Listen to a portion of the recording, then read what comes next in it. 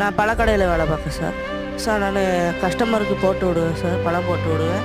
அது போக வெயிட்டு தூக்கணும் சார். வெயிட் தூக்கணும்னா பழம் மூட்டை பழம் மூட்டையை தூக்கணும் சார். ஆ ஒரு ஒரு மூட்டை 10 கிலோ இருக்கும் சார். நான் ஒரு மூட்டையாக தூக்கும்போது இந்த தோள்பட்டையில் தான் தூக்குவேன். தோல் பெயின் ரொம்ப இருக்கும் சார்.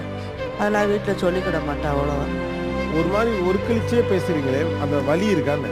என்கிட்ட வலி ரொம்ப இருக்கும் சார். எனக்கு அடிக்கடி இருக்கும். எப்போயுமே எனக்கிட்ட ரொம்ப பெயினாக இருக்கும். எவ்வளோ நேரம் வேலை பார்க்குறீங்க? 5:30 போவேன் சார். 10 மணி வரை வேலை இருக்கும் சார் எனக்கு. 10 மணிக்கு அப்புறம் பஸ்ஸை விட்டுட்டோன்னா நடந்தே போயிடுவேன் வீட்டுக்கு. எவ்வளோ தூரம் நடந்து போவீங்க வீட்டுக்கு? ஒருவேளை பஸ்ஸு கிடைக்கலன்னா?